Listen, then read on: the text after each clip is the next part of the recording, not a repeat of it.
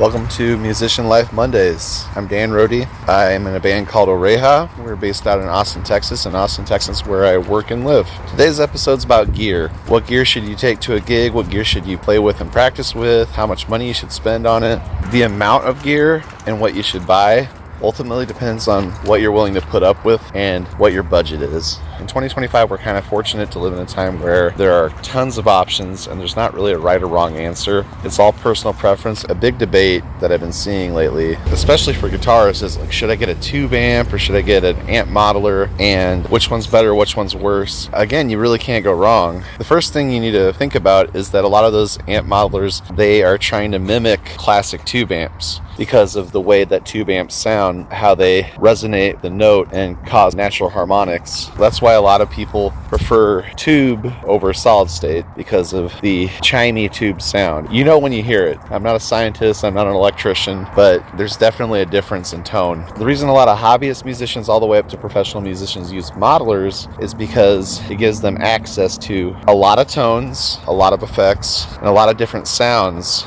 in one box. And it's usually travel friendly. The two big ones right now are probably the Quad Cortex and the Fractal XFX 3, FM9, and FM3. Those are like the big ones. They're kind of pricey. I think the FM3 is the cheapest one. And that'll run you about $1,000. And it does sound like a big price, but let's say you did have a tube amp, a 30 to 50 watter, and then you decided to buy pedals with that. It's not hard to run after buying a pedal board, pedals, cabling, and the amp. You're probably over $1,000 already. And I can see how people that buy modelers could justify the price of buying a modeler because they get more amps, more cabs, more effects in one small box that can fit in a carry-on bag. I think this comes into play more for traveling musicians and musicians that may play and gig overseas. There are certain situations where a modeler would be helpful. A good example, I live in Austin, Texas, and we have a lot of road closures, and it's hard to get lots of heavy gear close to a venue sometimes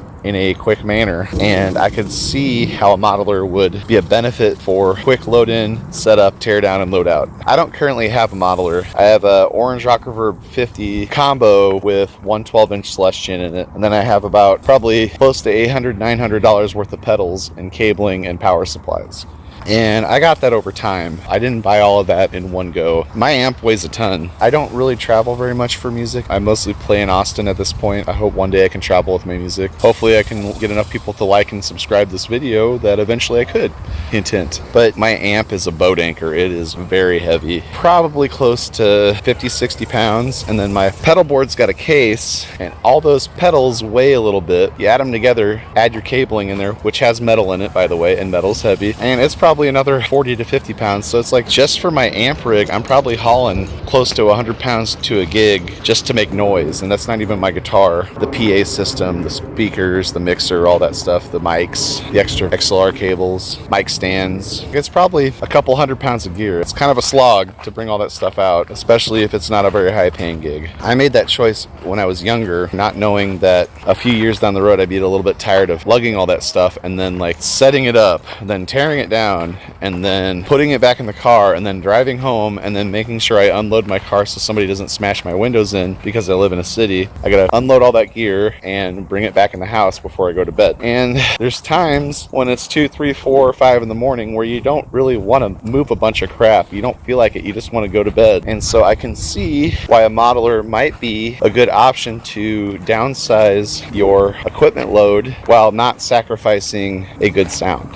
So again, what you choose, it's all what you want to put up with. It's not like there's one wrong or right answer. Drummers, unfortunately, you're a little out of luck. I know a lot of you prefer the acoustic kit sound and the acoustic cymbals. It's hard for an electric kit unless you spend a substantial amount of money to get it to sound as real as possible. Electric kits are still kind of big and clunky if you want to travel. Singers have got it easy. All they got to do is throw their favorite microphone and maybe a cable or two in their suitcase and they're ready to go. And a lot of bands, they switch to in-ears to save on monitor costs. As far as local gigs, what should you bring? That depends on the venue, but it also depends on how much you want to put up with. There are several venues that have main speakers and you just take an XLR out from your mixer to those speakers. That's not always the case. Sometimes you have to bring your full PA setup, which is kind of a pain sometimes, especially if there's a lot of travel time, so you have to leave really early. As far as sound goes, I prefer powered speakers. If I got to run sound for front of house and monitors, I usually go with powered speakers, and then I bring my mixer, mix the vocals, guitars, bass, and drums on. For the drums, I just do a kicker overhead, or if I'm lucky enough, the drummer brings an electric kit, I just take the stereo apps from the electric kit module and I plug it into the system, and then I just pan them left and right. If it's a good electric kit, it sounds great. And it reduces the stage volume, which a lot of bars that have cover bands like. You can be as loud as you want with an originals gig. I've noticed that cover gigs, the management, the bartenders, the wait staff, they get really, really picky about how loud you are. I'm sorry, drummers, it's usually your fault. I don't mean that in a mean way. It just usually is. I'm not saying that there might be a few bassists and guitar players that maybe crank their amps too loud, because that's where the tube saturation sounds good. That's an easy fix. If you really want to crank your amp, just get a lower wattage tube amp. As far as PA speakers go and mixers, there are plenty of affordable options. You don't need the most elite mixing console, and you don't need the most expensive speakers. I run Mackie Thumps 12-inch woofers with a horn driver, and I have 4 of them, and that's enough mains and monitors to accommodate small bar gigs. I chose the 12-inch subwoofers because I feel like it's good for the vocals and the guitars cut through the mix above the drums, especially the vocals. The vocals are probably the hardest thing to get above all the other instruments, so like having something with like good high and mid-range 12s would be better. The 15s, they just get a little woofy. The bass frequencies sound great, and maybe you could do a combo of each. Like, you know, like a lot of those powered speakers have a XLR out on them that sends the mix over, and you could like do a set of 12s and a set of 15s. I mean, that's a little bit overkill for a bar gig that you're only going to get $300 for, but if you're consistently getting high paying gigs, it's okay to invest in higher dollar gear. You get a set of QSC speakers and some subwoofers, and like maybe like a nice Allen and Heath mixer, or like maybe one of the QSC or Allen and Heath digital mixers. As far as lighting goes, a lot of venues already have lighting built into the stage if they have a stage. Some venues don't. I would match how much effort you put in and how much money you spend with your light setup as you're getting paid. If you're only going to get like $300-$400 per gig, like why buy Pink Floyd's The Pulse Tour worth of lights? I have a couple Chauvet light bars that were under $300 each, and they controlled by a Bluetooth on my phone,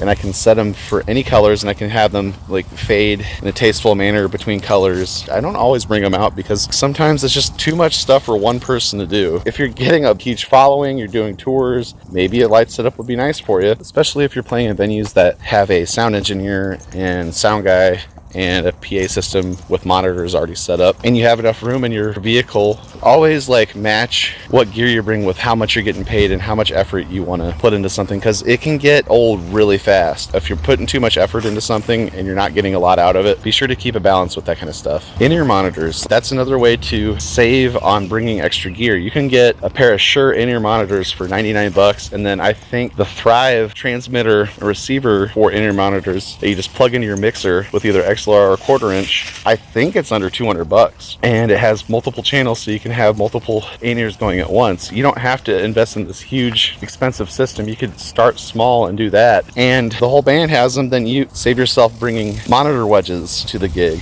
so like that's extra space in the car, that's less stuff to lug, less stuff to put away at the end of the night, and they cost about the same as like just a mid-grade powered speaker wedge. There's things you can do to mitigate costs and work and effort. I think that's all I gotta say. Be sure to like and subscribe to the video. I put Musician Life Mondays every Monday. I'm sending out free CDs to whoever wants one. All you gotta do is pay shipping and handling. It comes with a thank you video from me. You get a Google Drive folder that has all of our original MP3s in it for immediate download. You get lifetime access to that, and anytime we record and release a new song, that new song will be in that folder the same day as streaming, so you have basically free music for life. You also get a free PDF ebook that I wrote this year, and it basically shows you how to find more bands based on your already established musical interests, how to hack streaming algorithms to play more of that band and bands like it, and also how to find a community of fans that like the same bands and artists as you. That PDF is connected to a nos.io link, which is basically my fan community where I'm able to contact you